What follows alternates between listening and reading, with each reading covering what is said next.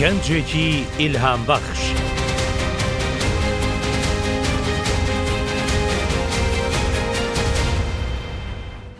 هەنگاوەکانی جیاوازە و زۆر بە وریاییەوە ڕێدەکات، وەک ئەندازیارێک ڕێگەنیشان دەدات. ڕابەرایەتی لاوانی کوردستان دەکات بەرەو لووتکەی سەرکەوتن و جیانی بوون. ئەو گەنجە ئارین مەسرور بارزانیە.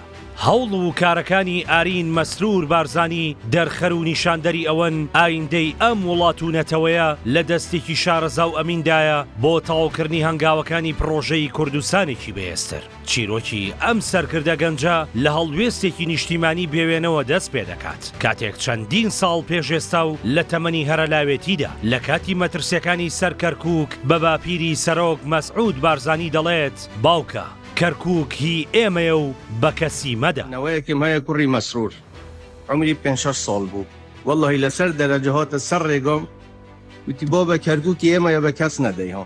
ئارین بارزانی دەرچووی بەشی پەیوەندیان نێودەوڵەتیەکانە لە زانکۆی ئەمریکی لە کوردستان، خوێندنی سەربازی لە ئەکادیمیای شاهانەی ساندهێرستی بەریتانیا و بڕوانامەی ماستەری لە بواری یاسا لە زانکۆی سیتی ساین جۆرج لە لەندەن تەواو کردووە. ئەمڕۆ بەڕوانگەیەکی سەردەمیانە و بە زمانەکانی کوردی، عەرەبی، ئینگلیزی ڕۆڵێکی بەرچاو لەسەر ئاستی ناوچەکە و جیان دەگێڕێت. ئەو ڕابەرایەتی ئەم نەوەیەی گەنجانی کوردستان دەکات و کار بۆ گەیشتن بە لووتکە و جیانی بوون دەکات. I see leadership readiness, especially in the youth, as a national capability, as important actually, if not more important than national infrastructure. Because look, crisis is not what builds roads, hospitals, and digital systems. And in the same way, we cannot wait for a challenge to arise to find leaders.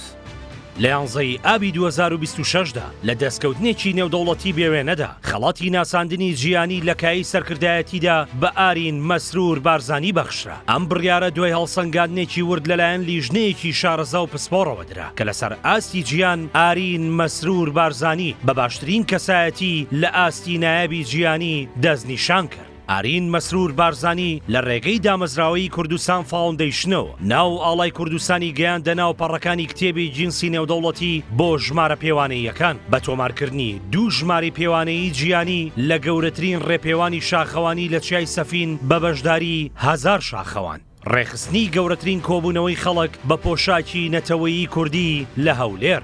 As a citizen of this country, it is now time to give back to the country that has truly and greatly offered us so much and aim for a healthier Kurdistan.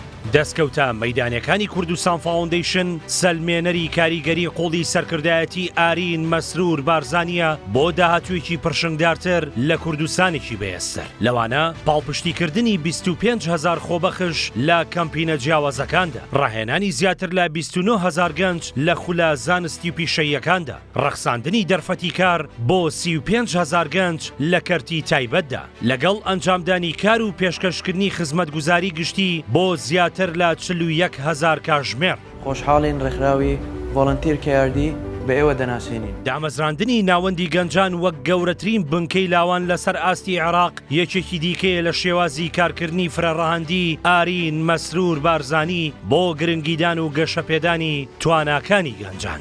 هاوکات لە ڕێگەی پرۆژەکانی جێبەجێکردنی کەمپینی ژینگەیی لە قوتابخانەکاندا، پشگیریکردنی پرۆژەی دەقی نووسینی کوردی بۆ دەنگ بۆ خاوەن پێداویستیە تایبەتەکانی بینین و پرۆژە جیاوازەکانی دیکە لە بواری ژینگە و کەمکردنەوەی کاریگەریەکانی گۆڕانی کەشوهەوا بەڵگەی ڕوونن کە ئارین مەسرور بارزانی ئەو سەرکردە ڕاستەقینەیە کە گەنجانی کوردستانی بەرەو لووتکەی جیانی بوون بردووە و ستانداردێکی نوێی سەرکردایەتیکردنی سەرکەوتووی بۆ داهاتوو نەخشاندووە. بێگومان لە ماوەی 4 ساڵی ڕابردوودا زۆر شت فێر بووین. گرنگترینیان ئەوەیە کە خۆشەویستی کوردستان لە سەروی هەموو شتێکەوە بێت.